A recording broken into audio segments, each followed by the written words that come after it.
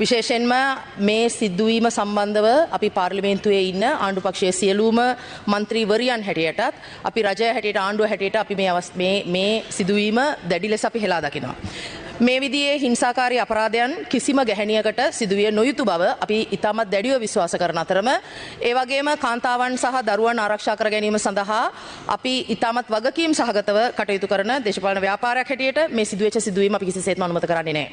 ඒ වගේම ඒ සඳහා අපි විශේෂයෙන්ම මේ අවස්ථාවේ කියන්න ඕනේ එම වෛද්‍යතුමිය නැත්නම් අපි ඒ කියන්නේ ඒ වෛද්‍යවරිය අපි කිසිසේත්ම තනි කරලා නැහැ කියන එක. එතුමියත් එක්ක අපි ඉඳලා තියෙනවා.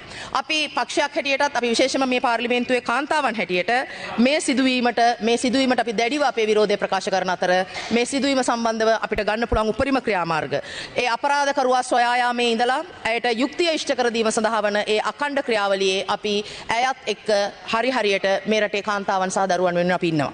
ඒ වගේම මම මේ අවස්ථාවේදී ඇය මේ අපරාධයට ලක් වෙන්නේ ඇය යම්කිසි විශේෂිත වෘත්තියක් නියෝජනය කරන නිසා නෙමෙයි. හැබැයි ඇත්තටම ඇය ජීව විද්‍යාත්මකව ගැහැණියක් නිසා. ඇය මේ වගේ ලිංගික හිංසනයකට ලක් වෙන්නේ ඇයගේ ඒ ජීව විද්‍යාත්මක ස්ත්‍රීත්වය නිසා. මේ අපරාධයෙන් පස්සේ මේ සිද්ධිය මාධ්‍ය වාර්තාකරණය කරපු ආකාරය එහෙම නැත්නම් අපරාධ වාර්තාකරණය පිළිබඳව අපිට තිබෙන්නේ දැඩි කනස්සල්ලක් ඒ වගේම පිළිකුලක්.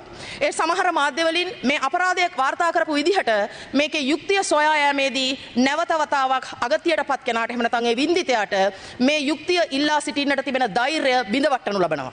නැවත වතාවක් අපිට මේ යුක්තිය වෙනුවෙන් අපිට සටන් කරන්න තිබෙන අයිතිය පාගා දමනු ලබනවා. මේ එකම අපරාධය ඒ නොඑක් ආකාරයෙන් නොඑක් විදියට මේ කාන්තාවන්ට අගරුවන විදියටම එහෙමත් නැත්නම් ඒ වෙනුවෙන් පෙනී ඉන්නට තිබෙන ධෛර්යය බිඳ හෙළන විදියට වාර්තාකරණය කියන එක අපි ඉතාමත් ඉක්මනින් අවසන් කළ යුතු වෙනවා.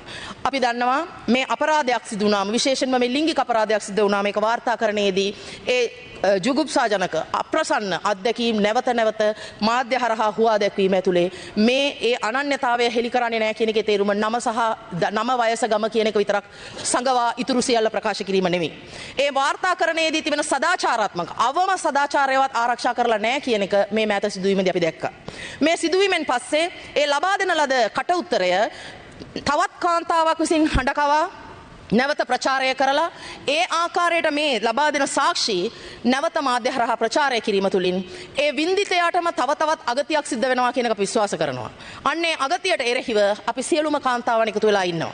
අපි මෙවන් අපරාධ වළක්වා ගන්න වගේම ඒ අපරාධයෙන් පස්සේ නැවත යුක්තිය ඉල්ලා සිටීමේදී ඒ ප්‍රචණ්ඩත්වයට හා හිරිහැරවලට ලක් වෙච්ච ඒ මුහුණ දුන්නු කාන්තාවන්ට නැවත අපි සවියක් වෙන්න සහයක් වෙන්න මේ පාර්ලිමේන්තුවේ ඉන්න අපි සියලුම කාන්තාවෝ එකට ඉන්නවා කියන පණිවිඩයත් අපි කියනවා. ඒ අපරාධ වාර්තාකරණයේ තියෙන කැතකමට අපි විරුද්ධයි. ඒක කැතයි.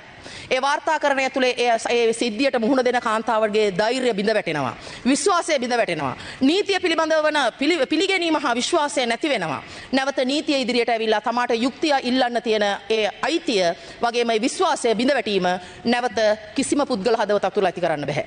ඒ නිසා මේ වෙලාවේ වඩාත්ම වැදගත් වෙන්නේ ඒ අගතියටපත් වූ කෙනා වෙනුවෙන් අපි මේ අපරාධය නැවත පුනරුච්චාරණය කරනවා වෙනුවට වඩාත් ඉක්මනින් තරාතිරම නොබලා ඒ අපරාධකරුවන්ට දඬුවම් දීමටත් ඇයට වඩාත් හොඳින් සමාජගත වීමටත් මේ හිංසනයකට ලක්වන කෙනෙකුට නැවත ඒ සිදුවීමෙන් ඉක්මනින් මිදිලා ඒ සිදුවීමේ පසු සංකූලතාවලින් මනසට ඇති වෙන පීඩනය ඒ වගේම තමයි සමාජීය වශයෙන් ඇති වෙන කැළල පවුල ඇතුළේ ඇති වෙන හුදකලා බව ඒ වගේම තමයි කලකිරීම ඒ සියල්ලෙන් මිදිලා වඩාත් හොඳින් සමාජගත වෙන්න පුළුවන් ව්‍යුහයක් යාන්ත්‍රණයක් අපි රට තුල හදන්න ඕනේ.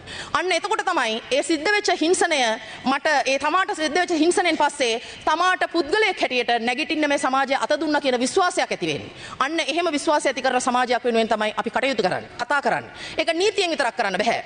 ඒකට මාධ්‍ය සහාය ඕනේ. ඒ වගේම තමයි මේ සමාජ ආකල්පවල ලොකුම හයියක් අපිට ඕනේ. ඒ වෙනුවෙන් පළමු කොටම අපි ඉල්ලා හිටිනවා මේ අගතියටපත් වෙච්ච කාන්තාවත් එක්ක අපි ඒ වෛද්‍යතුමියත් එක්ක අපි හැම කෙනාම එකට හිටගමු. ඒ සිද්ධිය අපි හෙලා දකිනවා වගේම යුක්තිය ඉල්ලා හිටීමටත් මේ මාධ්‍ය වලින් කරන අපරාධය වැළැක්වීමටත් අපි හැම කෙනාටම අපි හඬ අවදි කරන්න ඕනේ. ඇය වෛද්‍යවරියක් වීම නිසා විතරක් නෙමෙයි. ඇය ගැහැණියක් වීම නිසා තමයි මේක අපිට වඩාත් සංවේදී වෙන්නේ. අද ඇයට සිදු වුණු දේ තව කෙනෙකුට සිදු නොවෙන්න වග බලා ගන්න නම් අපිට නීතිමය ආවරණය වගේම ආකල්ප වලින් අපිට තිබෙන ඒ වගකීමත් අපිට තිබෙනවා. ඒ වගේම අපි මාධ්‍යවලට අපි මේ සඳහා වන නීති ක්‍රියාත්මක කිරීම. එහෙම නැත්නම් අපිට තියෙන්නේ ඒක නීතියෙන් ආවරණය කරන එක, නීතියෙන් දණ්ඩනය පවරන එක විතරක් නෙමෙයි. අපි අවම සදාචාරයවත් අපි බලාපොරොත්තු වෙනවා. අපි ජනතාව හැටියට අපිට ලොකු වගකීමක් තියෙනවා. ඒ මාධ්‍ය නියාමනය කිරීමේ කාර්යභාරය, මාධ්‍ය නියාමනය කිරීමේ කාර්යභාරයට නීතිය පනවනවට වඩා එවන් මාධ්‍ය ප්‍රතික්ෂේප කිරීමේ වගකීමක් අපිට තිබෙනවා. මේ මාධ්‍ය කලාව ඇතුලේ අපි එවන් දේ අනුමත කරන්නේ නැහැ කියන ප්‍රතිචාරය සෑම පුරවැසියෙකුගෙන්ම ඇති විය යුතුයි.